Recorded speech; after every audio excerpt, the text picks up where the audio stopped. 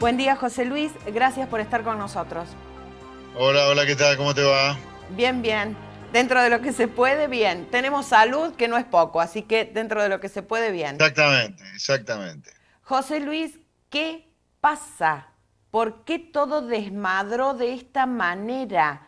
Hoy un dólar a 167 que no sabemos si va a llegar a 200. Todo el fin de semana largo con dimes y diretes, si la gente iba a poder vender a 140 y pico desde el home banking por un sistema nuevo, si no iba a poder.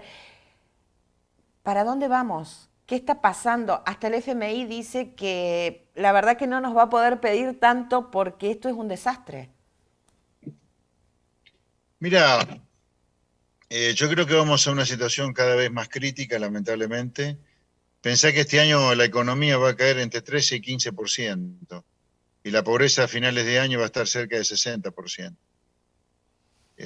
Así que la situación va a ser crítica, lamentablemente, y falta todavía la aceleración de la inflación, el salto en inflación que va a haber el año que viene, como consecuencia de todo lo que se ha emitido de dinero para financiar el déficit fiscal y la suba del dólar, que en algún momento va a ocurrir de acá a fin de año, del dólar comercial estoy hablando, del dólar oficial. Así que te diría, lamentablemente vamos a una situación muy, muy compleja desde lo económico y de lo social también. Así que hay un medio vaso lleno, vacío, perdón, gigantesco, lamentablemente. El medio vaso lleno que yo veo, como para dar alguna esperanza, Sí. le cabe un poco la responsabilidad a la gente. ¿Por qué digo esto? Porque el año que viene hay elecciones legislativas. Y en una elección legislativa uno puede votar con más tranquilidad por aquel que le gusta más y votar un poco más relajado. Y yo creo que el año que viene la elección legislativa le va a permitir a la gente salirse de la falsa grieta, si quiere salirse. Yo creo que hay que salirse de la falsa grieta que representan Cambiemos y el kirchnerismo y votar por cosas razonables, por gente normal como nosotros que vamos a estar en la legislativa el año que viene, proponiendo las cosas que hacen los países a los cuales a la gente que vive en ellos le va bárbaro. Las cosas de sentido común que propusimos en la campaña del año pasado, comercio con el mundo, un Estado más chico para cobrar menos impuestos y que la gente pueda disfrutar del fruto de su trabajo y no ser un mero esclavo impositivo como hoy, y leyes laborales que reduzcan la cantidad de empleo negro. En Argentina tenemos el 40% de la gente que trabaja trabajando en negro, Sí, hoy, en una situación de total precarización del empleo, sin vacaciones, hoy sin leía un aguinaldo, sin informe que medicina, sin hay más jubilación. empleados en negro que empleados en blanco. Y tenemos 6 millones de trabajadores trabajando en negro en Argentina. El 40% del total de trabajadores de Argentina, incluyendo obviamente no solo los asalariados, sino Ujú. también los monotributistas y los autónomos. Si vos tomás la totalidad de los trabajadores de Argentina, el 40% del total de trabajadores de Argentina, incluyendo también los empleados públicos, Ujú. el 40% de ese total de trabajadores trabaja en negro. Bueno, tenemos que reformar las leyes laborales. ¿Cómo no lo vamos a hacer? Ahora, esto hay que proponerlo, hay que decirlo que no lo va a hacer. Las campañas presidenciales son particularmente contaminadas por candidatos que no dicen nada concreto de lo que hay que hacer. Y yo creo que la gente tiene que salirse de esa falsa grieta donde el kirchnerismo le dice al macrismo que fracasó, cosa que es cierto, y el macrismo lo único que le dice al kirchnerismo es que vamos a Venezuela.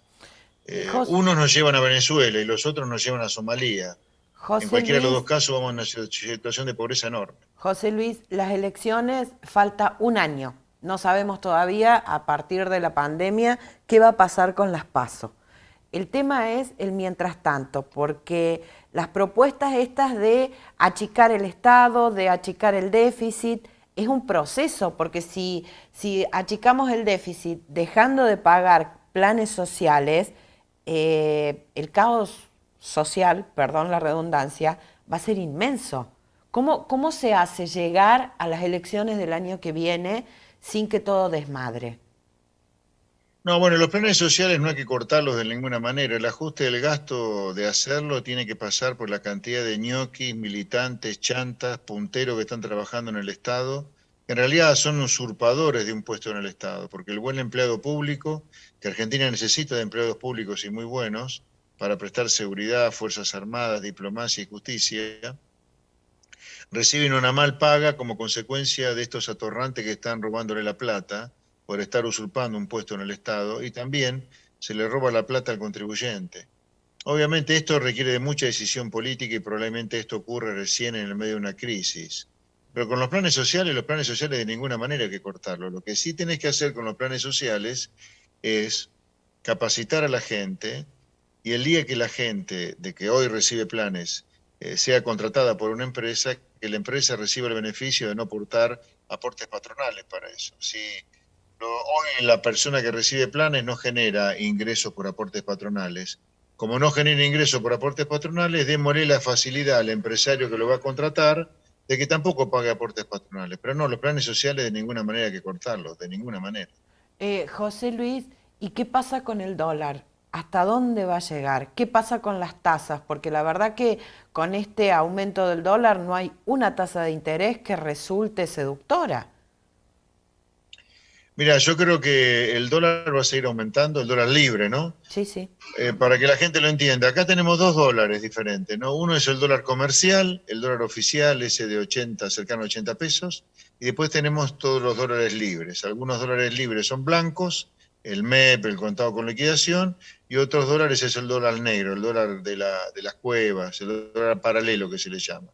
Yo creo que los dólares libres, en cualquiera de sus versiones, sean blancos, sean negros, van a seguir subiendo. Yo creo que va a seguir la presión sobre el dólar, y en algún momento el gobierno se va a ver obligado a devaluar el dólar oficial como consecuencia de que cuando la brecha ya excede y mucho el 100% que tiene hoy, no va a haber nadie que le liquide exportaciones, y los importadores se van a apresurar a comprarle dólares para importar cuando el dólar esté barato todavía. Así que en algún momento, teoría, el dólar oficial va a subir, y ahí es cuando va a empezar la otra carrera, que es la carrera de la inflación y los salarios, porque Claro. claramente el salto del dólar que yo creo que va a ocurrir va a provocar un salto en la tasa de inflación, y ahí vas a tener a todos los gremios naturalmente pidiendo ajuste de salarios.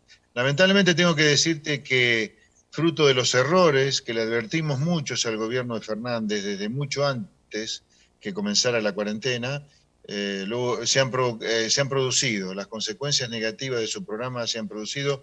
De hecho, ha terminado fracasando en el tema sanitario, que es el único tema que le preocupaba a Fernández, ¿no? Y lo que lamento es que acá no haya nadie que esté pagando el costo político del fracaso sanitario de Argentina. Ginés González García sigue en el cargo, Boyán en la provincia de Buenos Aires sigue en el cargo, el grupo de epidemiólogos encabezado por el doctor Khan sigue asesorando al presidente. Todo muy poco profesional, muy poco científico, para usar las palabras del presidente. José Luis, vos decís que ustedes van a participar el año que viene en las legislativas. Eh, Córdoba es muy particular. ¿Cómo estás trabajando con Córdoba con respecto a ese tema? Bueno, en Córdoba en particular estamos trabajando con la UCD. Ahora vamos a continuar en breve, a comenzar en breve, perdón, nuestra gira virtual por la provincia de Córdoba, que me han dicho que ha vuelto a fase 1, ¿no? Córdoba, ¿puede ser? Una fase uno diferente, pero sí, con restricciones importantes porque hemos llegado a picos de entre 2.500 y 3.000 casos por día la semana pasada, y tenemos el Sí, sí, sistema sanitario ocupado en más de un 80%. Entonces, ante claro. eso se han tomado determinadas restricciones, que no es una Nosotros, fase uno, pero sobre todo lo que se trata de restringir son bares, restaurantes que estaban abiertos hasta las 23 horas, claro. por el tema de las reuniones sociales, reuniones familiares y demás. Todo lo que es la industria y el trabajo en sí no se ha restringido, salvo, bueno, este sector, ¿no? El sector gastronómico y demás, tratando de evitar las reuniones sociales. Bueno, como te decía, nosotros vamos a comenzar en breve nuestra gira virtual por la provincia de Córdoba, respetando, por supuesto, las decisiones del gobierno de Córdoba en materia sanitaria. Y estamos trabajando naturalmente con nuestro partido político señero, que es la UCD de la provincia de Córdoba. Ahí Ujú. está Daniel Lubati, el presidente de la UCD de la provincia de Córdoba, y todos los dirigentes y militantes con los cuales estamos trabajando. Así que en breve tendremos o tendrás más noticias sobre nuestro periplo cordobés.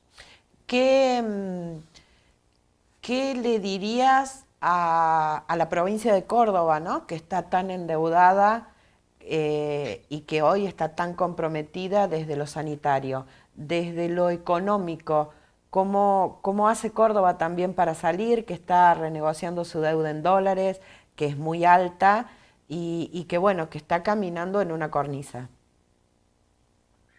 Mira, lo que le diría a Córdoba es lo que le diría a cualquier habitante de nuestro querido país. Argentina es una gran economía regional, todas las provincias tienen algo para venderle al mundo. Y la única manera de venderle al mundo es abrirse al comercio. Por lo tanto, Córdoba debería demandar al gobierno nacional, que es el que fija la gran regla de juego en materia estratégica de Argentina para con el mundo, en ir a una economía que comercie con el mundo, en firmar tratados de libre comercio con la mayor cantidad de países posible. Pero para que eso no signifique un industricidio como ha ocurrido en el pasado, como con Martínez Dios y con Menem, hay que bajar impuestos y para poder bajar impuestos hay que reducir el tamaño del Estado. No nos engañemos, mirá, la gente está esclavizada pagando impuestos todo el año, pero para que deje de ser un esclavo impositivo tiene que haber un Estado mucho más chico. Tiene que haber menos gente viviendo de la política, viviendo del Estado, en definitiva. Y también Córdoba debería empujar una reformulación total de las leyes laborales. ¿Viste? En Argentina, las leyes laborales nos hacen creer que el empresario tiene como deporte echar gente, motivo por el cual guay que el empresario llegue a echar a una persona. Cuando el empresario lo que menos quiere en esta vida es echar gente, porque pensá que cuando un empresario contrata a una persona, la capacitó, la formó, en fin, si un empresario echa a una persona es muy a pesar de él, por lo tanto tiene poco sentido la cantidad de penalidades que le caen cuando echa a una persona. Esto ha provocado que el empleo en negro haya explotado en los últimos 20 años en Argentina. Por lo tanto, Córdoba, ya que tu pregunta es qué debería hacer Córdoba, debería ponerse al frente la defensa del libre comercio que tanto le beneficiaría al campo cordobés, en defensa de un Estado más chico para que se cobren menos impuestos y que la gente disfrute el fruto de su esfuerzo, y leyes laborales que promuevan la creación de empleo digno, todo lo contrario de lo que ocurre hoy. Ahora que dijiste campo, ¿existe la posibilidad de que el gobierno obligue a liquidar exportaciones y las pague a 180 días, como salió en algunos medios esta mañana? Mira, puede ocurrir cualquier cosa. Lo que yo espero es que esas cosas no ocurran, porque lamentablemente son cosas absolutamente reñidas contra lo que conviene hacer. A ver, aparte de esto implica un gran error conceptual. Si el Banco Central se está quedando sin reservas, esto no tiene nada que ver con la liquidación de dólares de los exportadores. Ujú. O sea, vos podés poner a punta de pistola que los exportadores vendan dólares o que el campo venda su mercadería a los exportadores para que los exportadores después también a punta de pistola le vendan los dólares al Banco Central. Pero si la gente se quiere llevar los dólares del Banco Central, se los va a seguir llevando. Claro. O sea, tiene poco sentido lo que se está pensando, lo que se ha hecho con los exportadores, con el productor agropecuario. Y si se piensa esto que vos comentás, es directamente un delirio, porque aparte implica un desconocimiento total de qué es lo que determina el nivel de reserva del Banco Central en un régimen de tipo de cambio más o menos fijo como el actual. El nivel de reservas del Banco Central con un régimen de tipo de cambio más o menos fijo como este lo determina la demanda de pesos. Si la gente no quiere Claro. los pesos no lo va a tener, por más que vos obligues al exportador a vender los dólares contra pesos. José Luis, ¿qué pensás de, bueno, de esta demanda que está haciendo parte de la oposición de sentarse en una mesa para poder establecer un pacto social? Tanto como de la misma oposición dentro del gobierno, llámese el expresidente Dualde, hasta gente de Juntos por el Cambio que se sentaría en esa mesa. Si te invitaran, ¿te sentarías en esa mesa? Sí, sí, por supuesto que me sentaría si me invitaran y le diría estas cosas que te estoy diciendo a vos. Que poco sentido tienen los pactos sociales, las mesas de concertación. Hemos tenido centenares de pactos, de mesas, de diálogo, de mesas de concertación y Argentina lo único que ha hecho es tener crisis en el último medio siglo, donde han proliferado por todos lados las mesas de concertación, los pactos. Argentina lo que tiene que hacer es sentarse a conversar en todo caso cuándo comienza a hacer las cosas que tiene que hacer para cortar con la decadencia. Duhalde es el gran impulsor de mesas y de pactos que no tienen el más mínimo sentido, totalmente inconducentes, porque Duhalde y muchos, casi todos los políticos de Argentina creen en cosas que están mal. A ver, en el último medio siglo Argentina ha tenido 6 planes económicos, los 6 han terminado en crisis. Por lo tanto, está claro que lo que hace Argentina está mal. Y no hay vuelta que darle. Está mal por más concertación que hagamos. Si la concertación la hacemos acerca de cuándo comenzamos a hacer las cosas que tiene que hacer Argentina, libre comercio, un Estado más chico para que la gente pague menos impuestos y leyes laborales completamente diferentes a las actuales, ahí está todo bien, pero sentarse a conversar lo que hay que hacer en Argentina cuando está claro lo que hay que hacer, a mí no me parece que tenga sentido, aunque me sentaría igual si me llamaran, pero les diría estas cosas, obviamente. Déjense de hinchar, muchachos, sean francos. Quieren cambiar el país, empecemos ya a hacer estas cosas. Si no, no le mientan más a la gente con pactos. Sí, en realidad lo que se hizo siempre cuando se sentaron a conversar, primero que fue siempre a partir de crisis bordeando estallidos sociales o con estallidos sociales. Y segundo, siempre la solución fue un Estado paquidérmico que sostenga. Sí, a ver, lo que pasa en Argentina, a la Argentina le va mal porque ha normalizado la anormalidad. Lo normal es que si el Estado cobra impuestos, por ejemplo, hablando del tamaño del Estado, los impuestos que cobra el Estado se los devuelva a la gente bajo la forma de bienes públicos. El Sí. Estado es una gran fábrica de bienes públicos y para lo cual necesita un insumo que es el dinero de los contribuyentes de los impuestos. Pero el Estado debería ser una fábrica donde lo que hace es prestar buena seguridad, buena justicia, buena diplomacia, buenas fuerzas armadas, buena educación y salud básicas. O sea, pero acá se ha desnaturalizado la función del Estado. Hemos desnaturalizado que el contribuyente es un esclavo al cual le tenés que romperle la cabeza impuesto y después el funcionario de turno decide en qué lo gasta y cómo lo gasta. No, no es así. Vos tenés que cobrar pocos impuestos, acá tenemos casi 200 impuestos en Argentina, tenés que cobrar pocos impuestos y cada peso de los impuestos lo tenés que gastar de manera sagrada en devolverle la plata a la gente bajo la forma de bienes públicos. Las leyes laborales tienen que promover y promover el empleo y el empleo en blanco. No, tenemos poco empleo y cada vez el empleo es más negro que antes. Entonces, está todo desnaturalizado, por lo tanto no hay duda lo que hay que hacer, ¿viste? Entonces, si nos sentamos a conversar, sentémonos a conversar en serio de cuándo comenzamos a hacer las cosas que hay que hacer, pero acá no podemos dudar de lo que hay que hacer. Ya tenemos la mitad de la población pobre. Hace medio siglo, antes que comenzara la catarata de planes económicos fracasados, Argentina no tenía pobres. Hace medio siglo Argentina no tenía villa miseria. Hoy tenemos 4 millones de personas viviendo en villas. O sea, no hay duda lo que hay que hacer, no hay duda. Muchísimas gracias y bueno, a la expectativa de de estas reuniones virtuales y de estos consejos económicos. Lamentablemente no podemos dar buenas noticias y me quedo con una frase que me parece que se trata que cada uno desde su lugar trate de romper con ese eje que nos domina. No naturalicemos lo que no es natural. Como ciudadanos, digo, Exactamente. ¿no? Cada uno desde su lugar. Sí, repito, hay una luz de esperanza, ¿eh? Hay una luz de esperanza, hay una luz al final del túnel que no es un tren, que son las legislativas del año que viene, pero la gente, al revés del refrán, ver para creer, tiene que creer para ver. Si votamos a siempre los mismos, los problemas van a ser los mismos. Hay que votar por afuera de la grieta. Buenas Muchis- noches. Muchísimas gracias, José Luis. Y bueno, esperamos novedades de los Zoom virtuales y Ok. gracias.